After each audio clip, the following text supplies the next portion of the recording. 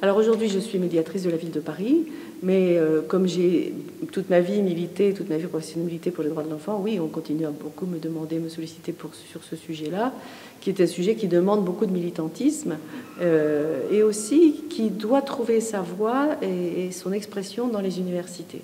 Ça n'est pas maintenant seulement un travail de militant, ça doit être aussi un travail universitaire. Et c'est pour ça que je suis contente quand une université comme ici me demande de venir le traiter. Moi, je le traite là aussi sous cet angle-là, avec toute la dimension pluridisciplinaire. C'est ça qui est très intéressant aussi dans le droit des enfants.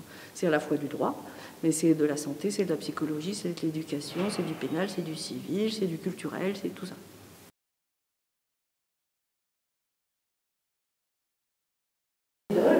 C'est la figure initiatrice du monothéisme, c'est donc la figure mère, père du monothéisme.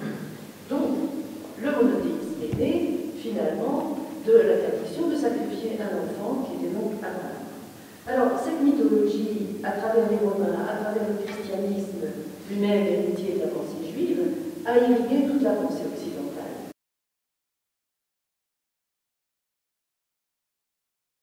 C'est une construction inachevée qui a commencé dans l'Antiquité, mais avec beaucoup d'à-coups et beaucoup de résistance, puisque les enfants sont à la fois des objets d'amour et des objets de crainte pour les adultes. Et donc, l'idée qu'ils avaient des droits n'a émergé que depuis environ 100 ans, ce qui est vraiment très peu.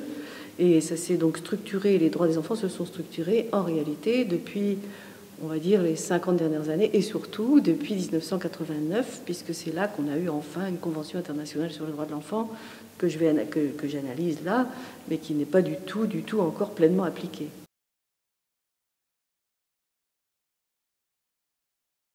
C'était important, c'était postérieur à la Convention internationale sur le droit de l'enfant que la France a ratifiée dès 1990, et tous les pays européens ont ratifié cette convention, donc c'est la convention mère. Mais que ça figure sous forme d'une allusion, c'est une allusion discrète dans la charte, me paraît très important symboliquement. Il faut toujours, d'ailleurs, la charte renvoie à la Convention des Nations Unies. C'est ça. Mais c'est très important symboliquement. C'est en Europe que les droits de l'enfant sont nés, en Pologne exactement, et donc c'est de là qu'ils ont commencé à rayonner à travers la planète. Donc symboliquement, on ne pouvait pas l'ignorer dans ce texte. Puis il y a aussi le Conseil de l'Europe qui est maintenant s'est approprié aussi le droit des enfants, approprié dans le bon sens.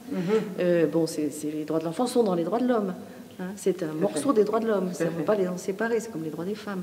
Et donc, c'est très bien que tous les instruments internationaux qui s'occupent de droits de l'homme, de près ou de loin, incorporent le droit des enfants. C'est vraiment l'avenir.